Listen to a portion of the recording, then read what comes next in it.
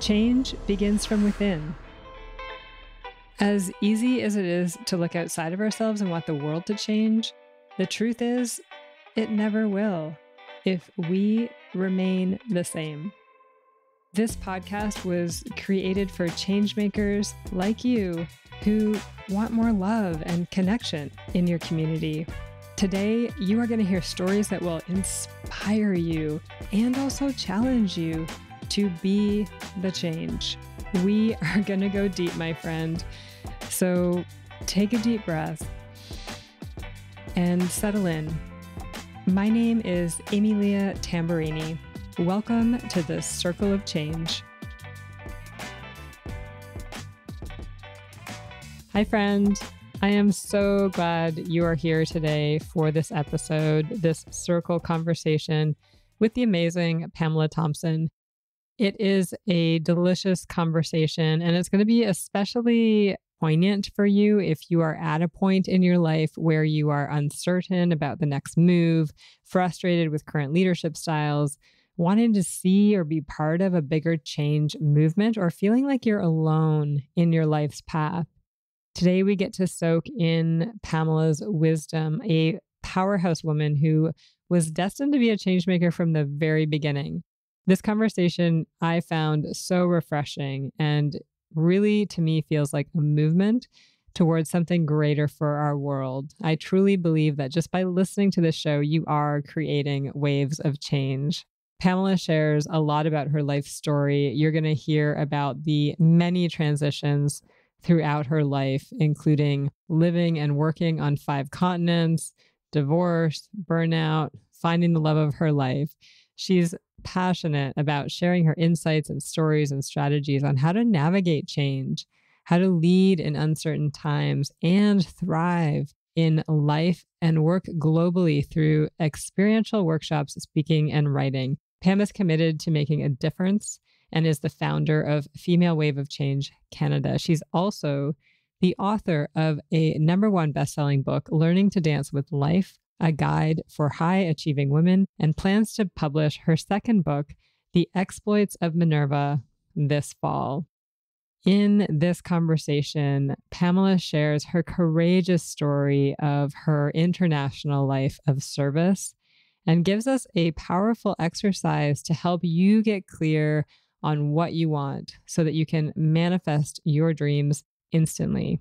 She shares an inspiring definition of feminine leadership and why it is needed now.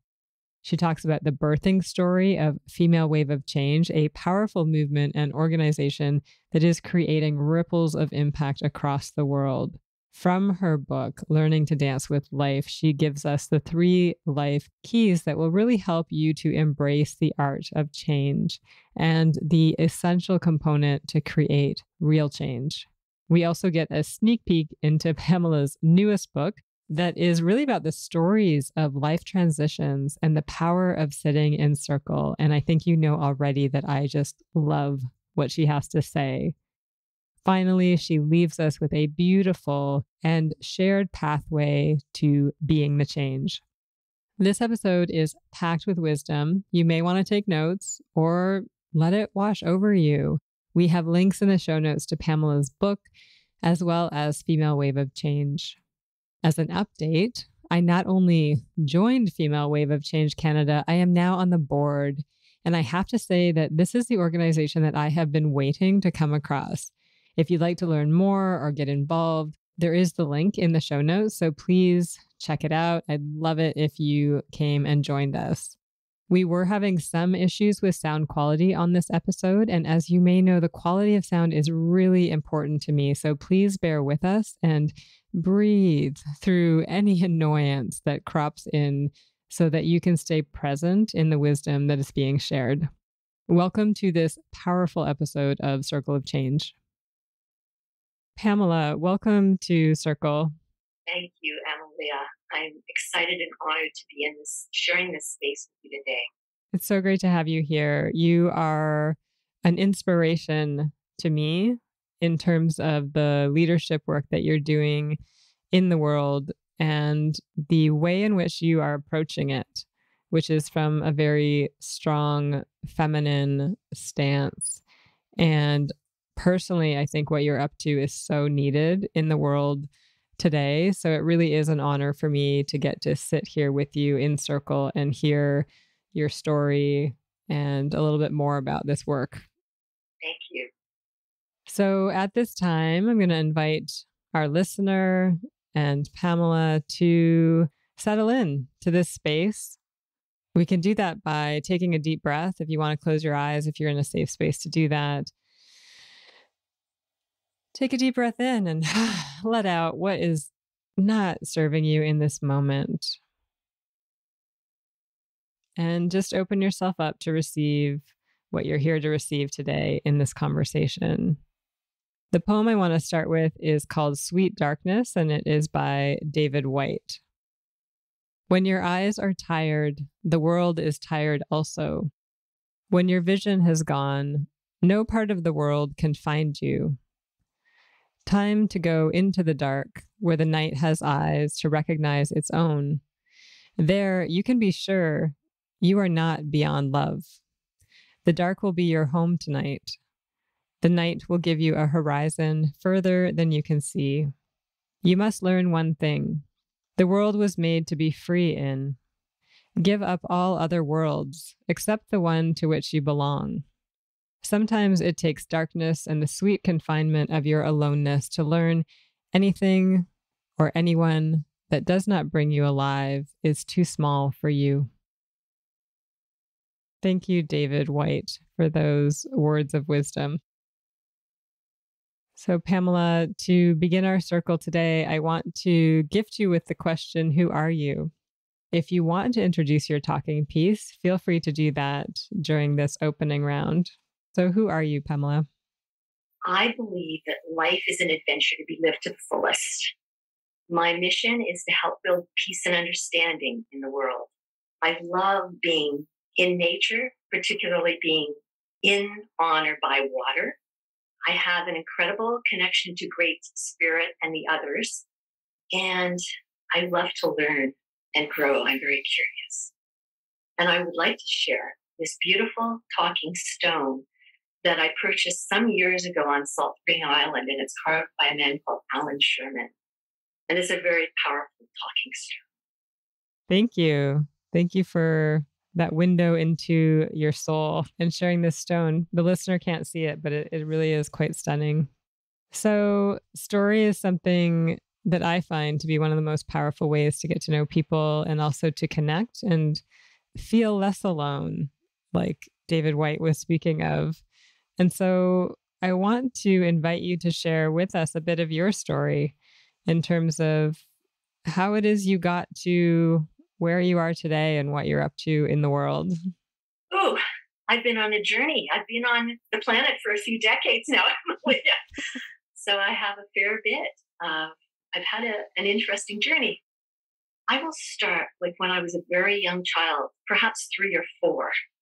I knew at a very young age I was fascinated by different people, countries, and cultures. And that interest might have been stimulated by a very dear friend of my father's. And she was a friend of initially my father's, but then both of my parents. She was single and she never married, and she would travel extensively.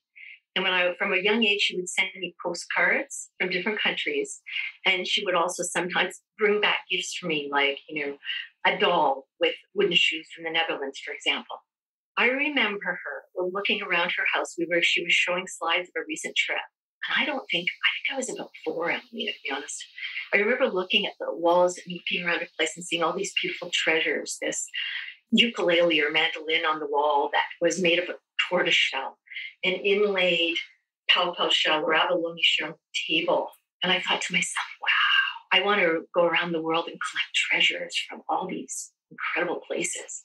And I also knew in my heart that I wanted to be of service. And at that point, the only model I had was missionaries. And so I would go to bed at night, and before I went to bed, I would plant the seed of the country I was going to visit that night. And then I would dream about being in that country and being of service. Scroll forward in my 6th decade. Now I can actually say that I've been honored to have the opportunity to live and work on 5 continents. including in conflict zones in a number of Muslim countries. And it's been an incredible experience. I've had 4 of my own consulting companies since the early 90s. And I started off doing facilitation because I took some courses from the Canadian Institute for Conflict Resolution, and I really loved multi-stakeholder group work. So then I also studied academically qualitative research and was an academic for a while and loved interviewing people, and I still do. And so that took me to, in my business, my first business, doing in-depth interviews and focus groups and studies for a lot of national health professional organizations and government departments because I was based in Ottawa at the time. So on with my journey. Initially, I was focused on consulting in Canada domestically. And then I really wanted to, once my kids were both a bit older, I wanted to have the opportunity to do bigger projects in the developing world. And so I ended up being introduced to a company. They were called Agri-Team Canada Consulting at the time. They're now Alinea International. It was an amazing journey. I worked for almost 5 years with them. We consulted and designed and managed international development projects around the world in a variety of sectors. So I was the first 2 health sector specialists. So I got to implement this amazing HIV/AIDS surveillance project in Pakistan. I got to lead the design team, multi-stakeholder design team for this primary healthcare project in Nigeria. I just learned so much and got to use, I felt like when I did the international work, it really brought all my skills to the fore. And I started a coaching business in 2008, 2009. And I had a network of coaches in Canada and the States, and we were coaching people through a variety of life transitions. And about 18 months in, I realized I really missed the international work. And so I put it out to the universe that I wanted to do international work. And how I did that, Emily, is I was taking a body-centered coaching program because I realized at a certain point, much of my work had been left brain oriented, setting goals, driving and striving, reaching them, without really acknowledging my feminine side, my creativity. And I started to realize that was so important. So I thought, in addition to life and business coaching, this body-centered coaching program really appealed to me. On the last class that was via teleconference, the facilitator, trainer, asked for somebody to demo a process. So I put up my hand because no one else was. And I said, okay, I'll do it. And she said, find a line on the floor and imagine something that you really want. Don't think about it. And just notice any fears, any negative emotions, any negative self-talk that comes up. And imagine each of those as rocks in a knapsack on your back. Just feel them, feel that heaviness. Now release them and let go. Cross that line however you want to and say aloud what you want. And I crossed that line and I leapt across that line and I said, I want to play big. I had no idea what that meant. Within 2 weeks, I received an email asking me to throw my hat into the ring for one of 3 higher level positions in Afghanistan that the Canadian International Development Agency was funding. And it was working with the Ministry of Public Health to help them develop their first strategic plan and building the capacity of internal teams to do strategic and operational planning. It was a war zone, Amelia. I actually lived and worked in Kabul before I go that. So 2 weeks in, I get that after I said I want to play big. And I thought, whoa, this has my name all over it. Senior technical advisor, strategic planning and performance measurement. That's what I used to do, that kind of stuff. And I'm like, wow, I'd wanted to go and live in Afghanistan for some years or work there, but I felt it was just too complex, too violent an environment. And I thought, this is my opportunity. So I said yes, threw my hat into the ring. 2 weeks later, was on the interview list. A month after that, I was on the ground in Kabul, having signed a 9-month contract that got extended to 13, and then after that, virtually for a number of months. So that really strengthened my belief in the importance of listening to and trusting my body's wisdom and setting strong intentions and knowing that, wow, if you get clear on what you want, the universe will respond. So fast forward today, I returned to domestic consulting, met a new man. We've journeyed and lived in several places and now live on the island in beautiful Victoria, British Columbia. And through that process, after I came back from Afghanistan, I was really tired. It was very, very intense work. October 2010 to November 2011, suicide bomb attacks, all sorts of crazy stuff, but incredible. journey. And I came back, and then the VP of a nonprofit that promotes women's and children's rights around the world contacted me and said, Pam, we have this position. And I said, well, I'm not interested in a position because I have a business. Are you interested in a contract person for a year?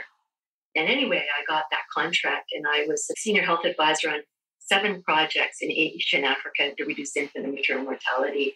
And at the end of that, I was offered near the end of the year to extend my role part-time. And I realized that I asked them to sleep on the decision, which I often do now. And when I awoke, I just felt like a lemon that had been squeezed dry. And I knew in that moment that I had to say no. So I said, as a consultant, to say no to guaranteed work for a 6-month period is kind of crazy. But I knew I had to listen to my body. So I said, no, I said, thank you very much. I really appreciate the opportunity. I've enjoyed working with you. And they said, why? And I said, because I want to create more balance in my life in 2013. This was late 2012. And they said, really? And I said, and I really didn't know what that meant or what I was going to do, but I just knew I had to listen to my body and take some time off. So I did. Studied mindfulness, spent more time in nature, reconnected with friends and family. And then about 5 months in, the 7 keys to what I call creative living came to me. And my first book, Learning to Dance for Life, Ride for High Achieving Living, came to me. And since then, Amelita, I've been on a journey and really focused a lot on change and helping women in particular, and also leaders with change, both personally, professionally, and in their teams and the groups they work with. Wow. Oh gosh, I've heard bits of this story already because of our first conversation, Pamela, and I feel exactly like I did then. And I'm just lit up. I'm inspired. I'm energized. I can feel myself dreaming bigger. And I know that somebody listening to this right now is also doing the same thing. So grateful that you shared that story with us, and also for the courage you took in your life journey to play big and also listen to your gut, your intuition, what it was telling you. Yeah, I I am so inspired by you. I think you're just amazing. I want to dive more into what it sounds to me like is a journey of embracing that more feminine side of you. And it feels like this has really become part of your work. In one of your articles I read, you have what I would consider a provocative statement. You say feminine leadership holds the key to creating a world that works for everyone. So I'm wondering if you would mind unpacking for us what feminine leadership means to you and why is it important right now? Well, thank you for asking that question, because it is something that I really believe in, and the time is now to do something about it. Feminine leadership to me means valuing and integrating qualities like creativity, collaboration, compassion, inclusiveness, emotional intelligence into what we do. So how we show up every day in the world, how we show up in our professional life, and also how we work in systems and in teams, whether we be consultants or whether we work in other people's organizations, so to speak. And it is really important now because our systems have been based on a largely masculine model where behaviors like competition and the individual were encouraged over collaboration and the collective. And even though for a number of years we've talked about collaboration, if you look at many organizations, rewards are not based on collaborating in teams, they're based on individual performance. So what I believe is necessary and is to change those systems from that competitive model that focuses on profit at the expense of planet and people, to flip that and have more focus on people and planet. And yes, we have to make money in business, but that can't be the primary driver because it's burning people out. It's no longer sustainable. I believe there are no accidents, Amelia. I ended up connecting on LinkedIn with this amazing woman, Ingrid Boel. She's based in the Netherlands, and she had founded this organization called Female Wave of Change in January of 2017. And I was really intrigued by this woman and what she was up to. So after connecting for about an hour and decided we had some common, crossover points, so we decided to stay on each other's radar and to support one another. So in 2019, I had a radio show called The Art of Change, where I interviewed inspiring women leaders and change makers from around the world. I interviewed Ingrid as one of those inspiring, because she's incredibly inspiring, and about starting a global social movement. Because what happened is she was an engineer and worked in IT for a number of years, and realized when she started to climb the levels that when she was sent on leadership and management training, that there was very little of it relating to women specifically, and these qualities that I was sharing. And she thought, I really want to do something about that. But anyway, she shelved it, put it at the back of her mind, and she ended up leaving corporate in 2003 and doing international consulting for 15 years. Anyway, it came back, and in 2017, she was called to create an event in the Netherlands. And in order to move that event forward, she founded a foundation called Female Wave of Change. And it was all about strengthening feminine leadership, increasing awareness about, she calls it more feminine energy. I tend to talk about qualities, but really, how do we change systems so they integrate this feminine leadership? How do we strengthen, create leadership development programs that strengthen those qualities, and curate and find evidence to support this new way of being and doing things in the world? Anyway, when I interviewed her in 2019, I was amazed. The movement had grown organically to 20 countries. She had ambassadors in 20 countries, and she didn't even have this vision to do it. It just happened. She changed her profile on LinkedIn, and these women from all over the world got in touch with her and said, "This sounds awesome. How can we get involved?" So anyway, life goes on. And then in spring of 2020, Amy got in touch with me and she said, "Pam, we'd really like an ambassador for BC. Do you know who anybody who might be interested?" Anyway, I ended up being interviewed by she and one of her board members. And at the end of the interview, they offered me ambassador for Canada to grow this movement in Canada. And I said, "You mean British Columbia, right?" And they said, No.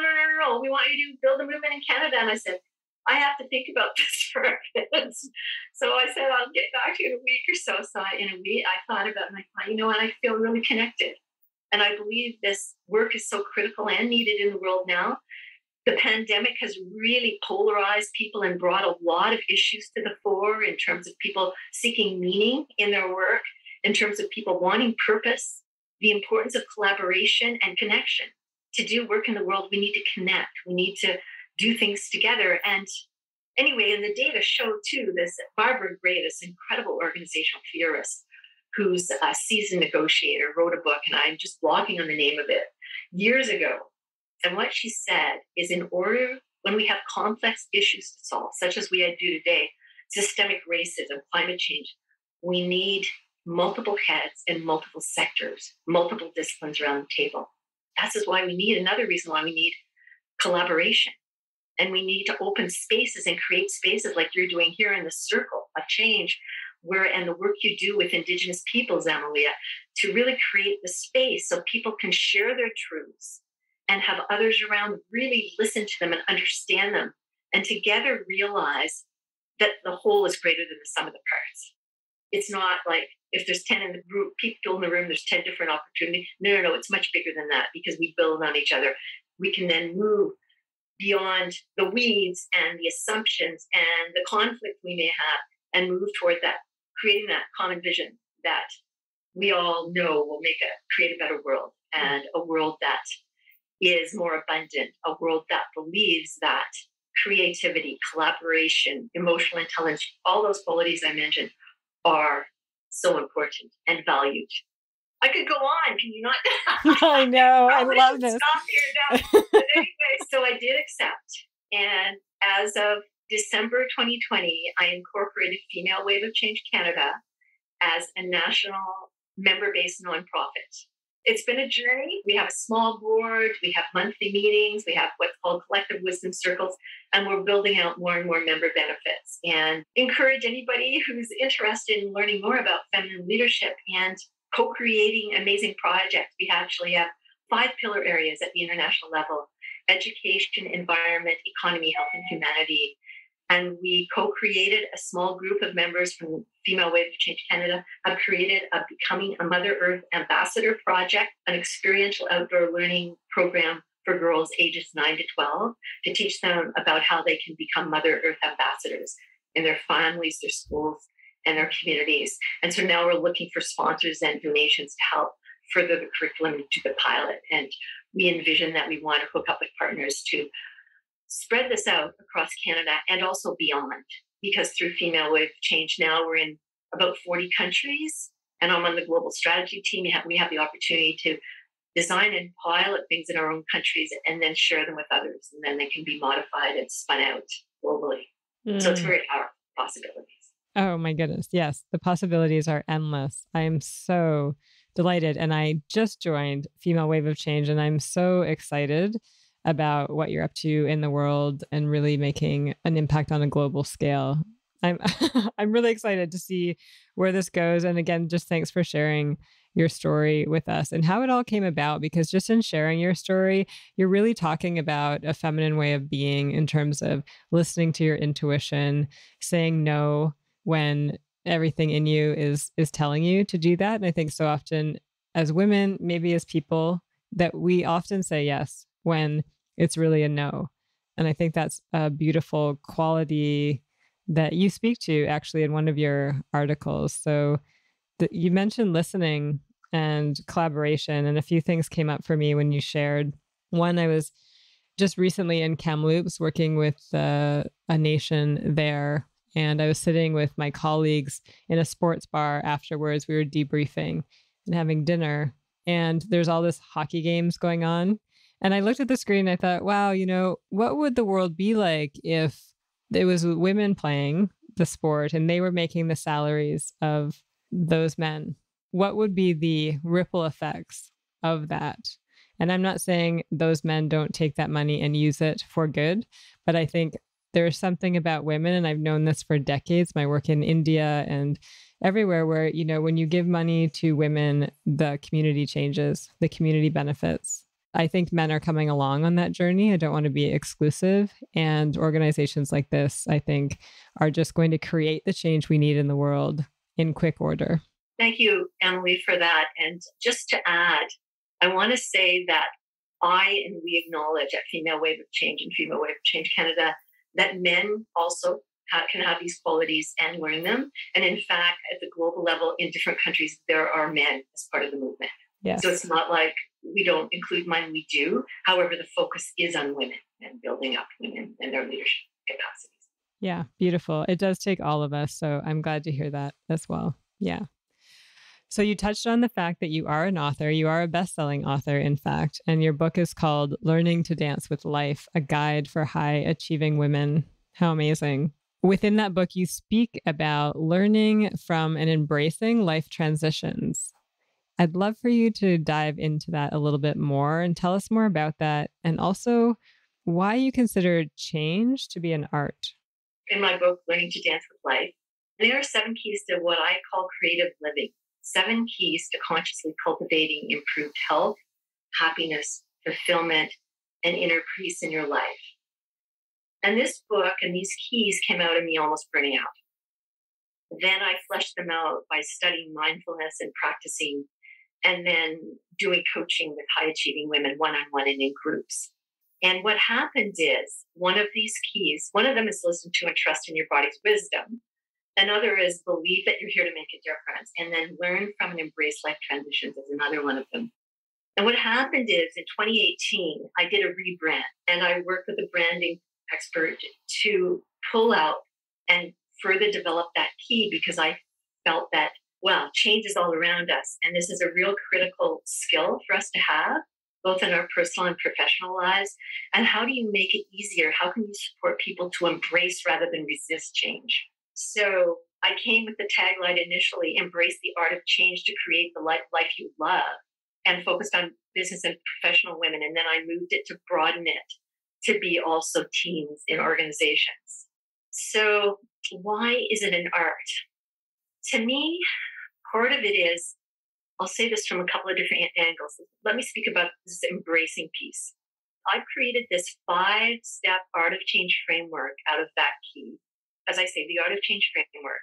It's based on the metaphor life is a dance, and it's underpinned by the belief that embracing change is a creative process that opens us up to new possibilities. So there, you're talking about creativity and art right from the get-go. Because if we view change and transition through a lens, positivity and being in a creative process, we feel in our bodies and act externally totally different than if we feel like it's like something to be dreaded and we fear it and it's going to cause massive negative impacts on our lives, right? So through this art of change framework, I talk about what's the difference personally in your relationships and in your workspace if you embrace change versus resist it. And then I created this 5-step art of change model to help people understand change and how they respond to it. And then also to walk them through a process where they choose a transition. And I like to differentiate here because I draw heavily in part of the framework on the work of William Bridges, who you may know, who is an organizational theorist, or was, sadly he's passed, who for over 30 years worked with people in organizations. And he identified that there's a difference between a change and a transition. He said that a change or a life change is something external and situational to us. And he said a transition is something internal to us. And what we need to do, internal and psychological, and what we need to do to truly embrace and move through a change is to really reorient and readjust ourselves to that new external reality. So that's internal psychological work. We do the change and we say, okay, we're going to move. Okay, let's sell all our stuff. Let's change it up. Let go of our partner, whatever we do. But we don't do the internal psychological work. And so we keep recreating similar patterns in our lives, picking partners who may even look like the similar ones, going through the honeymoon phase and then dealing with the same issues again and again and again because we haven't taken the time to find out who we truly are and what we truly want between relationships. For another example, going after jobs for the money before getting really clear on what our passions are. So we get into a job, we're really excited about the job description, we get in there and we realize we're not even a fit if we have that awareness for the organization. And we wonder why. It's haven't gained clarity on our core values and realize that they're totally out of alignment. Even though the job description might be wonderful, they may be totally out of alignment with who we are. For example, on the wall, we care about family. Family is really important. And then they expect you to work 50, 60, 70 hours a week on a regular basis. That's not really valuing family because you never already talked to spend with them, right? Anyway, I'm going a bit sidebar here, just to talk about when we understand and interpret change through a different lens and realize that there are emotions associated with it, realize and give people tools, which this art of change framework does, to understand how they respond to change and why, to then look at what they need to let go of, the lessons they learned from that relationship, from that job, whatever it was in their life that they're letting go of, the opportunity to envision that dream life, that dream career, that dream relationship, and then to step into it. So Bridges calls this the ending, the neutral zone, and the new beginning. And by increasing people's understanding of this process and giving them tools to move through it, I know, because I use them a lot and I've used them with clients, coaching and consulting clients, that they really work. So this art of change is, it's kind of like flipping change on its head. And rather than viewing it as something really negative to be feared, acknowledging that physiologically we are hardwired to fear change, acknowledging that, and then giving people tools to process that much more quickly and move through it. That's why it's, to me, embracing change is so important. And this idea of the art of change is powerful. Yeah. When you first started to speak of this, the art and the creativity involved in change, what came to mind was a good friend of mine who is Indigenous and works a lot around economic opportunities for Indigenous communities.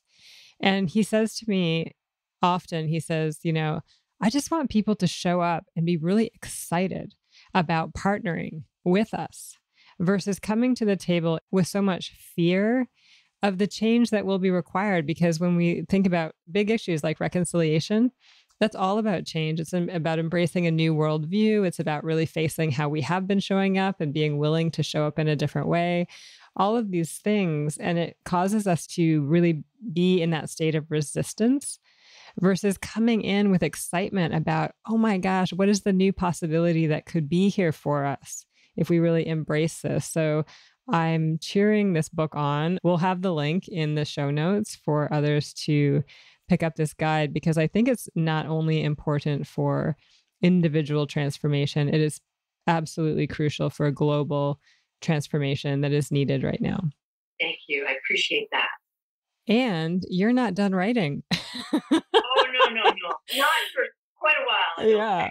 So you have another book in the works. It's called The Exploits of Minerva, which that is intriguing. So can you tell us about Minerva and what's your intention for this particular book? Yes, Minerva's really fun. She's a very playful character. This book is told through the eyes of Minerva.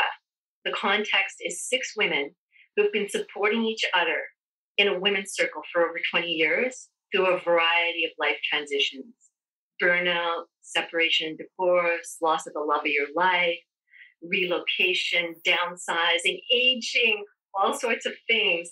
And it's told through the eyes of Minerva. And my intention in writing this book is to encourage more women to talk about these different life transitions, to also make people feel that they're not alone in the world, that other people have experienced something similar and they can learn from that.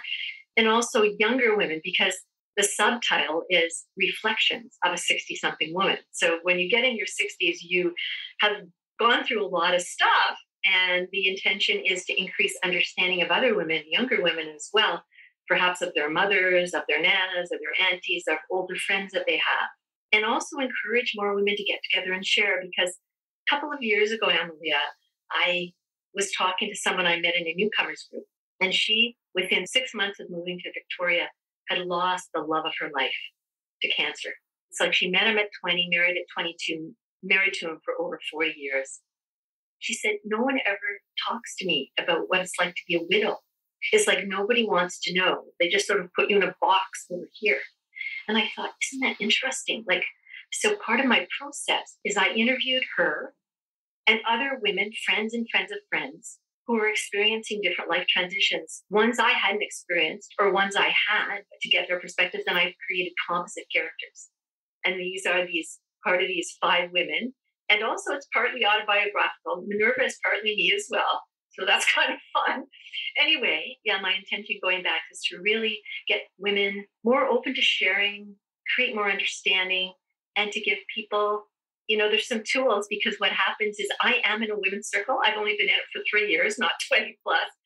And so I've experienced the power of it. And I know that a lot of us who are particularly ambitious and high achieving people have been raised to believe that we are sort of very strong. And certainly when I was younger, I projected that image that I had it all together. And it's like it was a sign of weakness to ask for support. And I would like to dispel that myth and make people aware that everyone needs support. And it is not a sign of weakness to reach out. In fact, it's a sign of strength and courage. When you can acknowledge that you need support, and then you value it and you listen and you take it and use it how you wish, right? But you ask for it, because I know that I'm a better person having been in this women's circle for 3 years. I know that. You're speaking to my heart and soul right now. And I think, I do circle work as well. And that's why this experience is also the essence of being in circle, and why we imagine our listener sitting here with us, because there is so much power of healing in listening and being heard and understood. And there's something magical that happens when we sit in circle in that way. I was actually just hosting what I'm calling the kindness circle. One of the parts of it, we're getting into what gets in the way of us showing up with kindness in certain situations. And you could feel the empathy, care, and love, and just breath of, I'm not alone. I'm not alone in showing up this way, because so many of these women and men were, they're change makers. They want to do good in the world. And yet still they struggle with being kind all the time, as do all of us. We think it's our individual problem. So I fully respect and honor this book. I'm so excited for it to come out. And I'm grateful again that you followed your gut, your intuition to bring it to the world. So we've come to the close of our time together, and I want to leave you with one more question. I feel like you have answered this in various ways throughout our conversation already, but this podcast is really about supporting people to be the change in the world. And I always like to hear what that means to people because I think it has a slightly different bend depending on your life experience and perspective. So, in closing, Pamela, what does being the change mean to you? Being the change to me really means tapping into my heart and reaching out to fulfill my life's mission, which I believe is to help build peace and understanding in the world. Being the change means knowing that, acknowledging that even if it's a small thing I do in the world, such as smile at somebody, a homeless person in the street, it means that I'm causing a ripple out in the world. So being the change to me means we can do small things in our part of the world and yet initiate. It's like that butterfly that flaps its wings in one part of the world really can stimulate change or ripple effects around the world. And I truly believe that.